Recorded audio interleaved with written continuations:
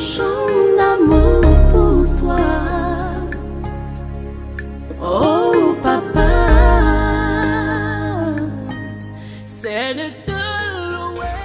Bonjour peuple de Dieu.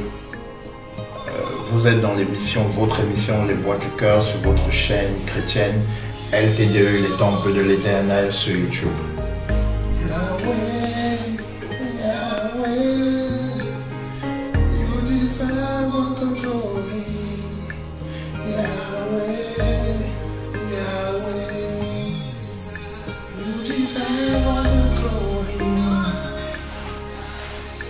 Seigneur Dieu de l'univers, nous vous remercions de votre présence en ce lieu. Seigneur Dieu de l'univers, nous vous remercions de votre présence où chaque auditeur est en suivant cette exhortation sur la semence. Nous vous remercions d'être au contrôle de nos vies ici, d'être au contrôle de la vie de chaque auditeur en votre nom tout-puissant, éternel, mon Dieu Jésus-Christ de Nazareth. Amen. Yahweh, Yahweh.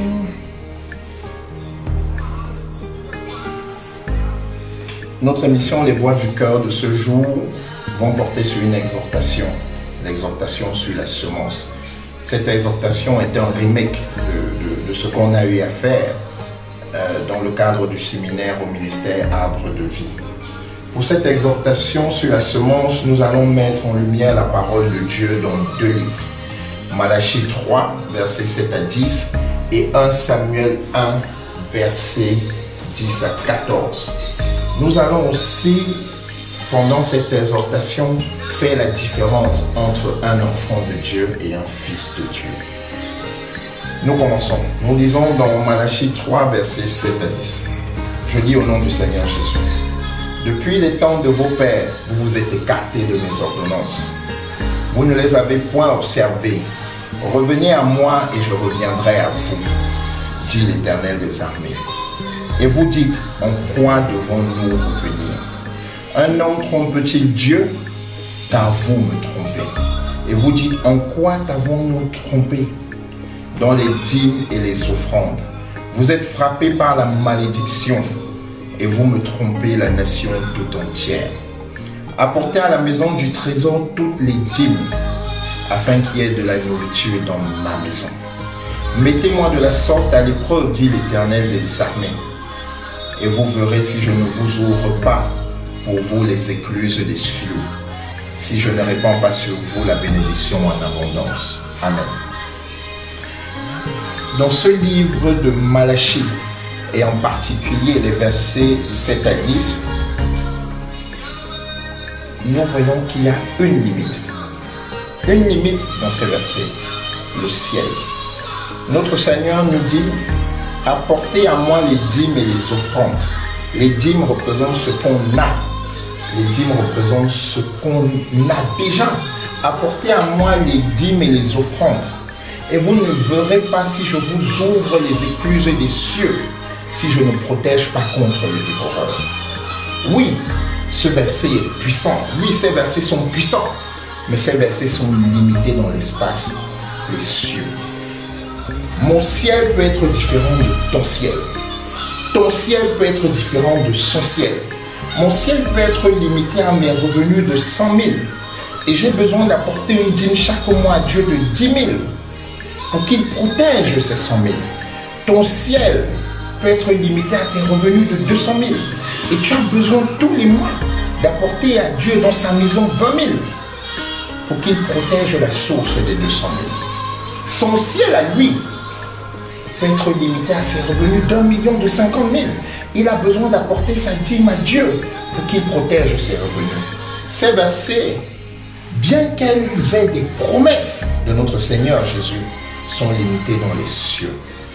Nous voyons aussi dans ces versets, particulièrement dans le livre de Malachie, qu'une seule face de notre Dieu est invoquée dans cette promesse. Le Dieu de justice, Yahweh Siskenu. Notre Dieu a 12 faces. Ce n'est peut-être pas l'objet de notre exhortation aujourd'hui que nous allons voir dans une autre émission des Voix du Cœur. Une seule face de notre Dieu, le Dieu de justice, est invoquée dans ce livre de Malachie, dans ces versets 7 à 10. le Dieu de justice. Parce que notre Dieu est juste. Parce que notre Dieu est bon. Il nous dit d'apporter à lui nos dîmes et nos offrandes, ce qu'on a. Et il protégera contre le dévoreur. Il nous ouvrira les écluses des cieux. L'autre particularité, et nous allons le voir, ce verset c'est pour tout enfant de Dieu. Parce que, quelle que soit la créature de Dieu, nous sommes tous enfants de Dieu. Et nous pouvons le voir dans Genèse 1, verset 27. Disons Genèse 1, verset 27. Genèse 1, verset 27, je lis au nom du Seigneur. Dieu créa l'homme à son image. Il le créa à l'image de Dieu. Il créa l'homme et la femme. Nous voyons dans ce verset, dans ce livre de Genèse 1, verset 27, qui est la continuité de notre exhortation, pour vous démontrer que nous sommes tous faits à l'image de Dieu.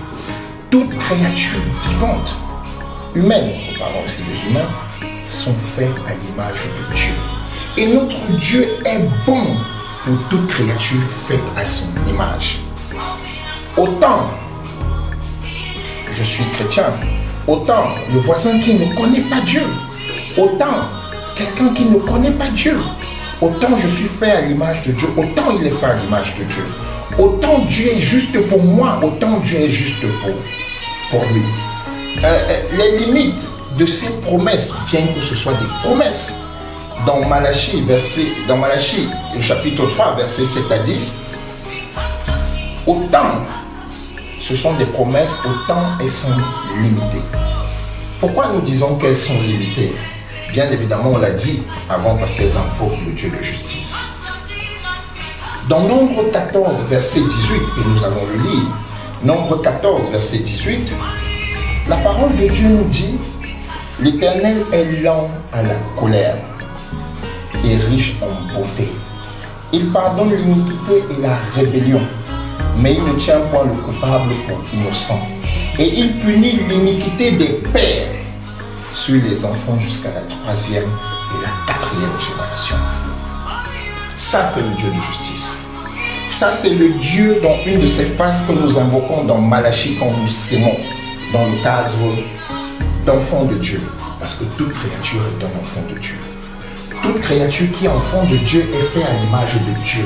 Et Dieu est juste pour toute créature qu'il a faite à son image et à sa ressemblance. Soit-on enfant de Dieu, soit-on chrétien, autant pour moi, soit-on non chrétien. Nous sommes tous les créatures de Dieu faites à son image. Nous voyons dans cette promesse de Malachie que notre Dieu nous demande, notre Dieu de justice, nous demande d'apporter des dîmes à lui et il nous ouvrira les écluses des cieux et nous protégera contre le dévoreur. Sauf que Dieu ne se médit pas. Mon épouse a l'habitude de dire, et j'aime bien ça, Dieu est Dieu. C'est nous qui sommes chrétiens. Dieu n'est pas chrétien. Parce que nos ancêtres ont péché ou ont été bons. Mais prenons le cas des péchés. Parce qu'ils ont péché il y a 4 générations. Il y a 3 générations. Et je ne suis pas sûr, pour nous qui sommes ici, si nous connaissons vraiment notre arbre généalogique pour savoir ce que nos ancêtres ont fait. Mais parce qu'ils ont péché, on prend le cadre des péchés ici, nous sommes punis jusqu'à la 3e et la 4e génération. Et en invoquant le Dieu de justice, dans la semence d'un enfant de Dieu, dans Malachie, nous pouvons être soumis à la justice. Oui, je donne à Dieu ma dîme, je lui offre mes offrandes. Parce qu'il est bon, parce qu'il protège l'innocent, comme il dit dans Nombre 14, verset 18. Il protégera mon travail. Mais je tomberai sous le coup de la justice de mes pères. Je tomberai sous le coup de la justice de mes ancêtres. Parce que pendant que mes pères, mes ancêtres péchaient, des familles criaient à lui. Et il est bon, il est surtout juste. Et il ne se médit pas. C'est pourquoi nous disons que Malachie 3, versets 7 à 10, c'est le bon exemple de la semence. Mais c'est la semence de tout enfant de Dieu. Et c'est là où nous allons voir la semence d'un fils de Dieu. Nous lisons dans 1 Samuel 1, verset 9 à 14. Regardons dans 1 Samuel un autre exemple de semence qui n'invoque plus non plus le Dieu de justice, mais qui invoque El Shaddai, le Dieu de l'univers, qui invoque le Dieu de la grâce qui est imméritée. Mais on invoque dans sa grâce imméritée. On invoque le Dieu de grâce qui est le Dieu de l'univers. Lisons. 1 Samuel 1, versets 9 à 14. Je lis au nom du Seigneur Jésus-Christ. Je lis au nom du Dieu de l'univers. Anne se leva après que l'on ait eu mangé et bu à Silo. Le sacrificateur Élie était assis sur un siège près de l'un des poteaux du temple de l'Éternel.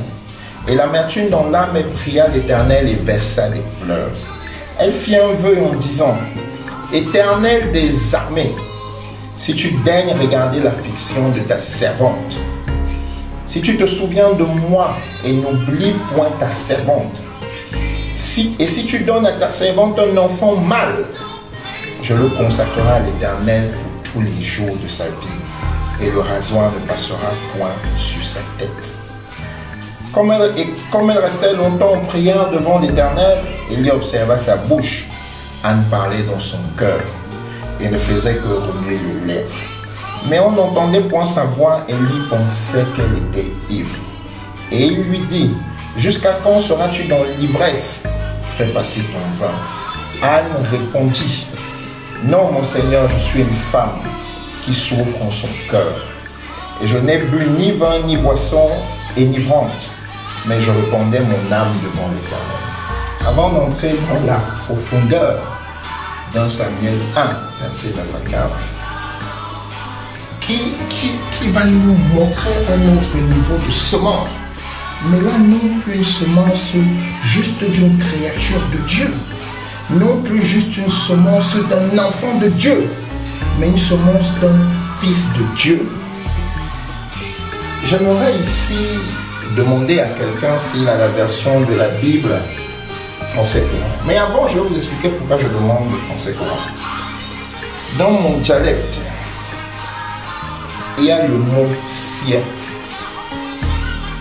Ciel dans mon dialecte, si on demande à la génération des années 80-90, on leur demande ce que ciel veut dire, ils diront ciel veut dire Dieu. Moi-même, je disais avant que ciel veut dire Dieu.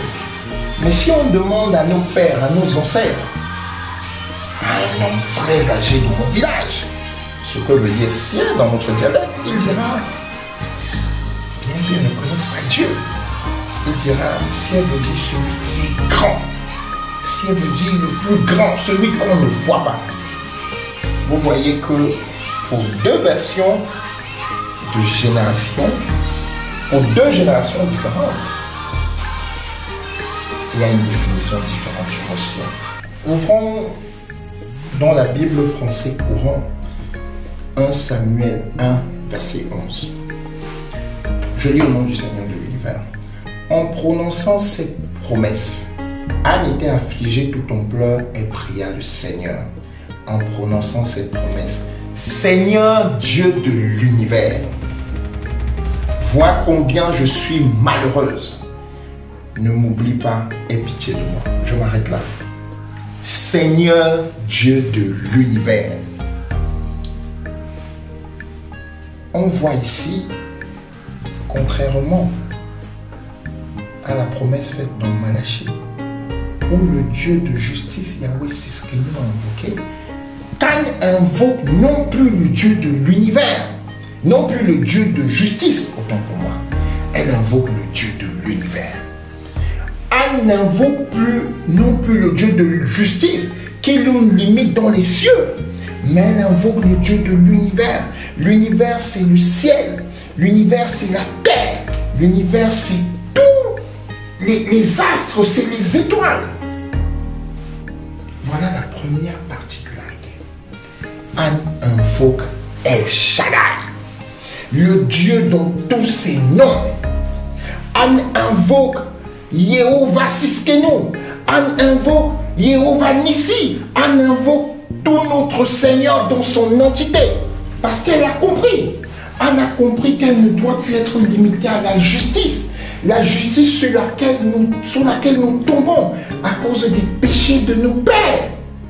Parce que, et ça ce n'est pas pour aujourd'hui, si vous lisez bien au-delà du verset 9, Anne chaque année avec son mari allait dans le temple de l'Éternel. Elle faisait des dîmes, elle faisait des offrandes. Chaque année. Parce que Jéhovah Siskeno, notre Dieu de justice, était juste. Il protégeait les greniers de son mari pour le bien-être de sa famille. Mais il ne donnait pas un enfant à Anne. Parce que Anne était limitée au niveau des cieux. Mais elle demandait bien plus que les cieux. Elle demandait ce qui est précieux à un enfant mâle. Qu'est-ce qui est précieux pour toi?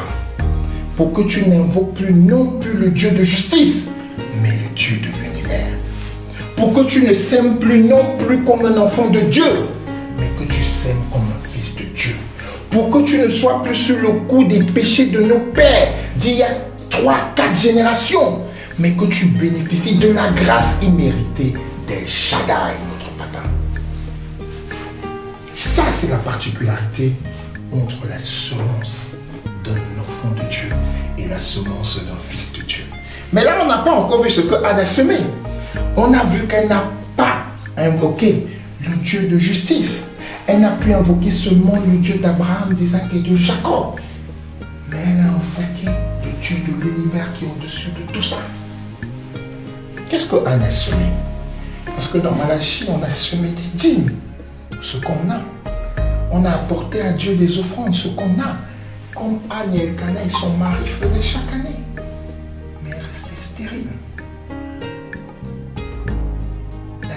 La première femme de son mari se moquait d'elle. Les greniers d'Elkana étaient protégés. Sa famille avait la provision, mais sa femme n'avait pas de fils. Pour que Anne ait un fils, en invoquant le Dieu de l'univers, en invoquant le « je suis », comme il le disait à Moïse, « je suis ».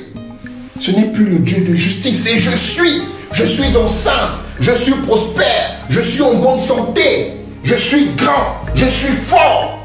C'est « je suis ». Et le qualificatif qu'on veut, on le met après. Ça, c'est El Shaddai. Mais, quand on invoque El Shaddai, on lui donne ce qu'il y a de plus précieux. On ne donne pas à El Shaddai rien que des dîmes et des offrandes. On donne à El Shaddai ce qu'il y a de plus précieux. Qu'est-ce qu'il y a de plus précieux pour toi? Qu'est-ce qu'il y a de plus précieux pour toi? Qu'est-ce qu'il y a de plus précieux pour moi? C'est ça la différence entre un enfant de Dieu et un fils de Dieu. L'enfant de Dieu est limité aux dîmes et aux offrandes. Et il invoque le Dieu de justice. Mais parce que Dieu est juste, l'enfant de Dieu est soumis à sa propre justice. La justice de ses pères, la justice de ses ancêtres. Le fils de Dieu, par contre, ne donne plus à Dieu rien que des dîmes et des offrandes. Il donne à Dieu des dîmes et des offrandes. C'est une instruction. Mais il ne donne plus rien que ça. Il ajoute ce qu'il y a de plus précieux. Qu'est-ce qui est précieux pour toi, je redis? Qu'est-ce qui est précieux pour toi? Qu'est-ce qui est précieux pour moi? Pour Anne, ce qui était précieux, c'était un enfant mâle. L'enfant, pour une femme qui ne l'a pas, représente ce qu'il y a de plus précieux. Pour une femme pour laquelle on se moque de jour comme de nuit, l'enfant représente ce qu'il y a de plus précieux.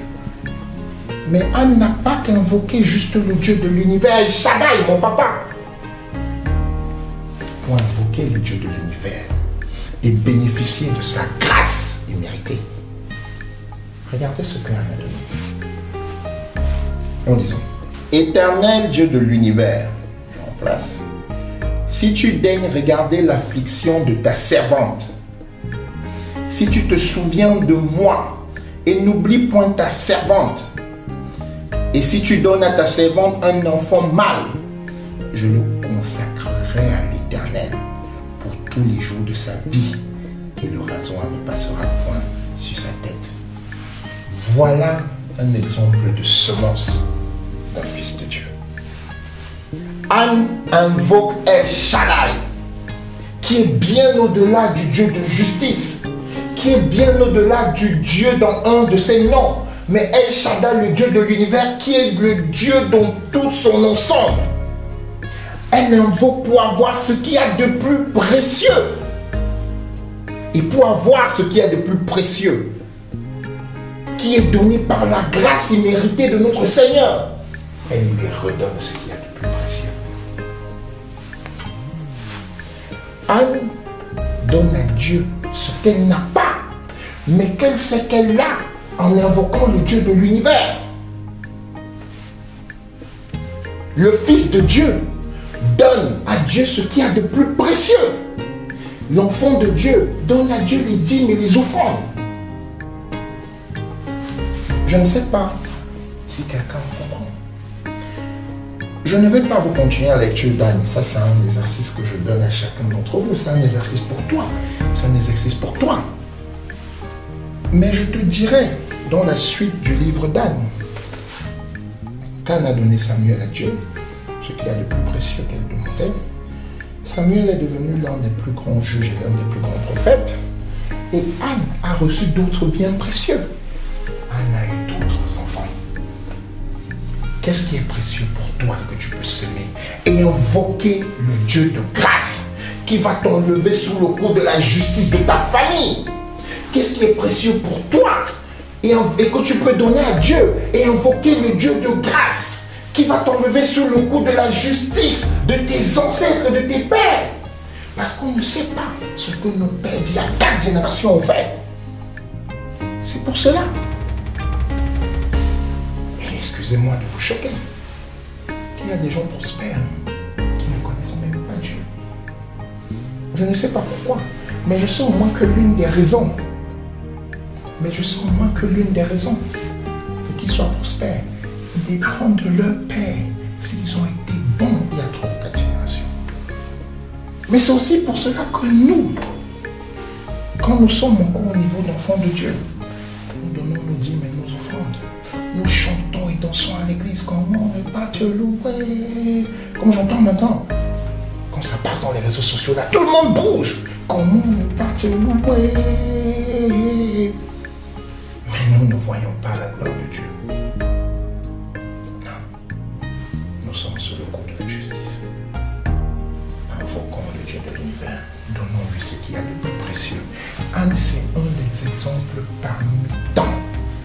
Prenons la veuve de Sarepta. Élie, le prophète, a été nourri dans le désert par des corbeaux. Ça, c'est la grâce de Dieu. Mais la veuve de Sarepta, il y avait la famine. Et Dieu a décidé d'envoyer Élie, le prophète.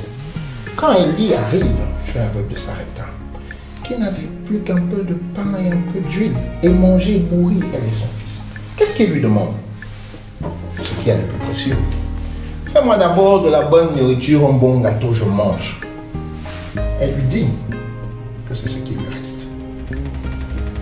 Mais en lui disant ce qui lui reste, que c'est ça qui lui reste, elle lui fait quand même du pain et de l'huile.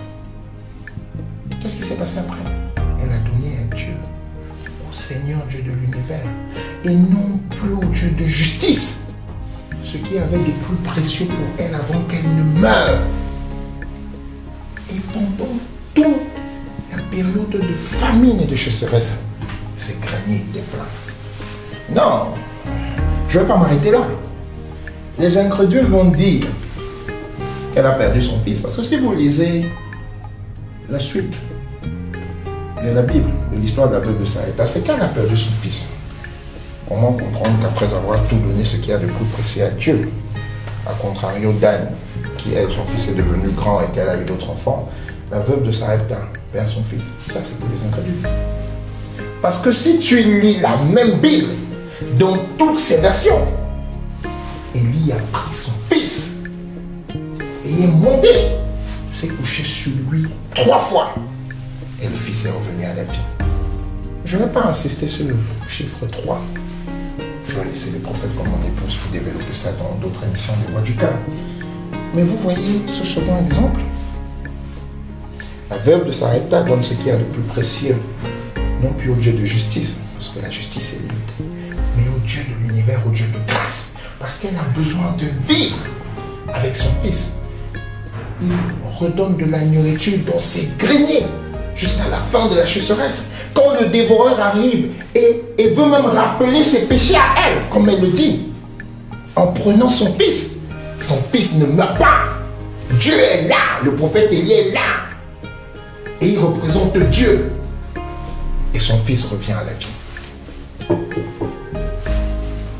Qu'est-ce qu'il y a de plus précieux pour toi que tu peux s'aimer à Dieu et bénéficier de sa grâce? Qu'est-ce qu'il y a de plus précieux pour toi que tu peux s'aimer à Dieu et bénéficier de sa grâce? Qu'est-ce qu'il y a de plus précieux pour vous et pour nous, afin que nous ne soyons plus sous le coup de la justice? Parce que la semence aussi, et ça c'est notre exhortation, appelle le Dieu. Le titre de semence appelle le Dieu de grâce. Je n'aime pas souvent raconter mon histoire avec mon épouse dans des assemblées. Je n'aime pas faire mention de notre histoire. Mais pour vous matérialiser ça, puisque je nous exhorte aujourd'hui, je vais vous donner un exemple, une partie de notre vie. Parce que, pourquoi je n'aime pas? Parce qu'il est difficile pour un enfant de Dieu, et non pour un fils de Dieu. Il est très difficile pour un enfant de Dieu de comprendre qu'on peut être nourri par des corbeaux, comme Dieu a nourri Élie dans le désert. Il est difficile pour un enfant de Dieu de comprendre la grâce imméritée de notre Seigneur Jésus. Pour matérialiser cet exemple dans ma vie et la vie de mon épouse, à nos débuts, il y a quelques années, j'avais ce qu'on appelle les trous dans les mains. C'est vraiment pas l'objet de l'exhortation, mais tout enfant de Dieu, je ne dis pas fils de Dieu, je commence par enfant de Dieu, c'est ce qu'on appelle les trous dans les mains. Et mon épouse et moi, les greniers étaient vides. C'était, ça je peux vous rassurer, c'était vraiment très vide. Et alors, on avait notre dernière épargne, 250 000. Et l'épargne là n'était pas en banque, je peux vous rassurer, parce que beaucoup de gens le savent. Quand on met 250 000 en banque, il y a un fonds là qu'on veut retirer et la banque reste avec 25 000 ou 50 000. Donc, on avait même peur de le mettre en banque. Et on l'avait caché sous un matelas. On habitait quelque part dans la ville à Douala 5e. Et ça c'est le plus dur. Ma femme est prophète, je vais vous dire pourquoi c'est difficile de vivre avec une prophète. Et j'en ris quand je dis ça. C'est que dans les 250 000, on avait notre premier fils et elle était enceinte du deuxième. On a enlevé 20 000 pour qu'elle aille faire le marché. Et alors, elle allait faire le marché. Sauf qu'en rentrant du marché, Madame Monkame rentre avec un homme de Dieu qui prêchait en plein marché. Et ça c'est vrai. Et ce qui est bien avec la vérité, c'est que ça s'est enregistré, ça restera des années. Et l'homme de Dieu, avec elle à la maison, a dit, avant d'arriver là, j'aimerais dire, parce qu'on vivait des moments de grenier vide, on n'avait même pas l'argent pour aller dans des églises. C'est pour dire qu'il y a de vrais hommes de Dieu au Cameroun. On suivait un homme de Dieu très populaire au Nigeria, sur sa chaîne, paix à son âme. Et c'est lui qu'on suivait et on croyait en Dieu dans sa vie. Donc, elle ramène l'homme de Dieu à la maison qui est au marché en train de prêcher et qui dit, demain je vais voir l'homme de Dieu au Nigeria. Je ne vais pas le citer, pas à son âme. C'est un très grand homme de Dieu qu'on remercie pour son impact dans nos vies, à elle et moi. Et elle dit, on doit y aller. Mais moi je suis enceinte, tu dois y aller. Je lui dis, oh, des choses de prophète là, vraiment, on n'a rien. Et je veux vous faire comprendre la semence d'Anna dans ma propre vie, dans la vie de mon épouse. Mais elle me convainc, parce que celui qui trouve une femme a trouvé le bon âge, ça il faut écouter son épouse. Pour nous les hommes mariés, il faut écouter vos épouses. C'est de vraies bénédictions pour nous. Elle me dit, va au Nigeria. Je demande à l'homme, faut pas dire rien. Dieu est bon, Dieu est grand. Merci Seigneur Dieu de l'univers. Il me dit il faut 230 000 par route. On passait par Monfé et après on arrivait à Ikoko, parce que la première ville du Nigeria après le Cameroun c'est soit Ekok, soit Ikok, parce que c'est des noms qui se ressemblent. Il faut combien? 230 000. C'est tout ce qui nous restait. Et ça, je vous le rassure, c'est tout ce qui nous restait. Je dis à mon épouse, bon, je crois que les greniers sont vides. Elle me dit, oui, les greniers sont vides. Mais on va faire ce pas de foi de fils de Dieu. On ne va plus rester au niveau d'enfant de Dieu. Parce qu'elle était déjà fille de Dieu. Moi, j'étais encore un enfant, un peu très incrédule. Merci Seigneur de l'univers de m'en avoir délivré. Et alors, je sors ce samedi-là. Je vais vendre mon téléphone. Sans publicité, j'avais un petit téléphone de marque Techno. C'était vraiment, à part elle et mon fils et notre bébé dans le ventre qui étaient les plus précieux pour moi. C'était après eux les 230 000, ce qu'il y avait aussi de précieux. Je vais vendre ce téléphone et je prends mon cousin. Il peut se rappeler de ça. Il s'appelle Coq. Je ne vais pas dire son prénom. Je l'appelle pour qu'il me vende ce téléphone. Coq est là, c'est mon cousin, il vit. Coq, je l'appelle, on va vendre le téléphone. On vend le téléphone à 35 000. Si je me rappelle bien, j'enlève 5 000, je donne à mon cousin Coq. Je prends 10 000, je m'achète un petit téléphone qui n'était plus Android. Et je remets 20 000 à ma femme pour le lait de l'enfant parce que j'allais au Nigeria par route au moins pour une semaine. Et je prends les 230 000, je mets dans ma poche. Je peux vous rassurer qu'il y a 10 ans, notre pays est très beau, mais il n'y avait pas de route à Monfé. Donc c'était vraiment très pénible avant d'arriver à la frontière du Nigeria qui est Ikok ou Ekok parce que les deux noms se ressemblent. C'était vraiment très pénible. J'avais pas de téléphone Android, je perdais le réseau, j'avais laissé mon épouse avec notre premier fils et enceinte et j'ai fait la route, c'était vraiment très pénible. Quand on arrive au Nigeria avant d'arriver à Lagos, et ça tous ceux qui ont fait la route le savent, et à un endroit où tous les bus s'arrête, on vous demande de manger, de payer un Dieu de manger parce que dès qu'il y a une portion d'axe lourd où il y a des copains de route, à tout moment ils sortent, à tout moment ils tirent sur les véhicules. Ça c'était il y a 10 ans. Le Nigeria doit être plus en sécurité maintenant, merci Seigneur. À tout moment ils peuvent tuer. Je laisse une femme avec un enfant, ce qui a de plus précieux, et notre bébé qui est dans le ventre. La veille on avait tué des gens. Notre bus s'arrête, là je peux l'appeler, je lui dis bon, je crois que j'ai décidé de devenir fils de Dieu et on a tout utilisé, mais je ne vais pas mourir ici. J'ai réussi à passer cette étape. Je suis arrivé chez ce grand homme de Dieu, il m'a localisé en pleine assemblée, il a prié pour moi, il a pris la photo de mon épouse et moi il a mis dans son bureau. Et on devait repartir le voir. Mais je peux vous rassurer, je raconte cette petite histoire pour que toi, enfant de Dieu, tu comprends le sacrifice que moi-même j'ai fait. Je n'exhorte pas dans un roman. Je n'exhorte pas dans un roman. J'exhorte avec la Bible. J'exhorte avec la parole de Dieu. Le ciel qui a vu naître Abraham, le ciel qui a vu naître Jacob, le ciel qui a vu naître Isaac, le soleil qui a illuminé leur journée est le même soleil aujourd'hui. Et c'est le Dieu de l'univers qui l'a créé. C'est le Dieu de l'univers qui l'a créé et ce soleil ne change pas. Comme cette parole qui ne change pas et ne changera jamais. Tout passera, mais cette parole ne passera pas. T'exhorter sur la semence, c'est t'exhorter sur ma propre expérience. Te donner cet exemple de tout ce que j'ai pris pour aller rencontrer le Seigneur. Tout ce qu'on a pris, parce que c'était de concert avec mon épouse. Vous les couples, soyez un pour aller rencontrer le Seigneur. Je te demande de donner à Dieu ce qui est le plus précieux. Je te dis, pour fuir le coup de la justice, pour fuir la loi de la justice, pour le Dieu de justice que tu as invoqué, qui est juste pour toute créature de Dieu. Invoque le Seigneur Dieu de l'univers.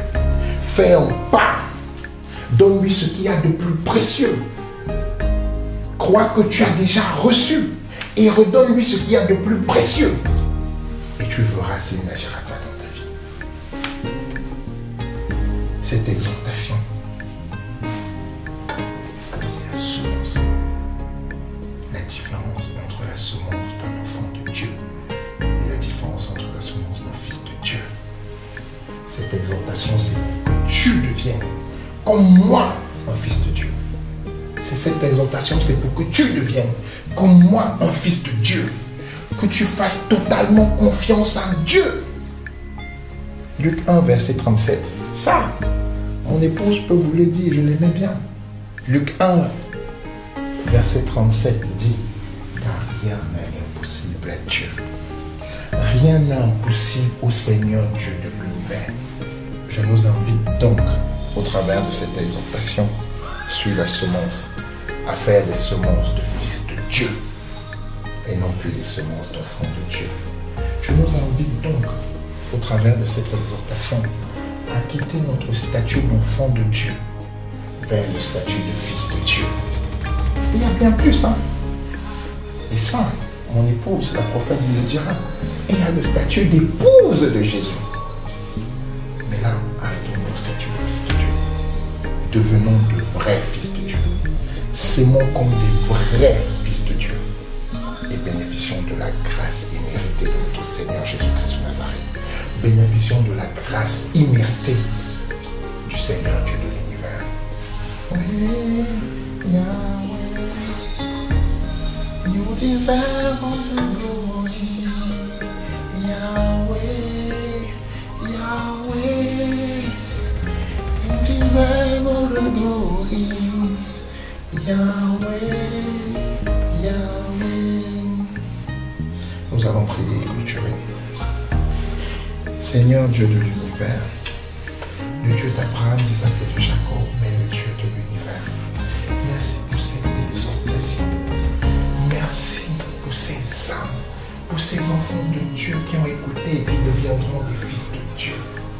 Merci de les avoir touchés. Merci d'avoir touché leur cœur et d'avoir ouvert leur cœur afin qu'ils deviennent de vrais fils de Dieu, afin qu'ils deviennent vos vrais fils. Merci Seigneur Dieu de l'univers, de leur faire bénéficier de votre grâce imméritée, de mettre dans leur cœur, de vous donner ce qu'il y a de plus précieux, parce que c'est vous qui pourvoyez, parce que rien ne vous est impossible, Seigneur Dieu de l'univers. Touchez tout auditeur qui suit cette exhortation. Touchez tout cet auditeur qui suit cette exhortation. Cette personne malade, vous le Dieu je suis. Cette personne dira je suis en bonne santé et vous la guérirez. Cette femme qui est stérile dira je suis enceinte et vous lui donnerez un fils, vous le Seigneur Dieu de l'univers. Et chacun vous remettra ce qu'il y a de plus précieux pour lui, parce que c'est vous qui pourvoyez. Merci El Shaddai. Merci Seigneur Dieu de l'univers. Merci Seigneur, nous avons ainsi prié. Au nom tout-puissant de votre Seigneur, au nom tout-puissant de votre Fils Jésus-Christ de Nazareth. Amen. Merci. Mon chant d'amour pour toi.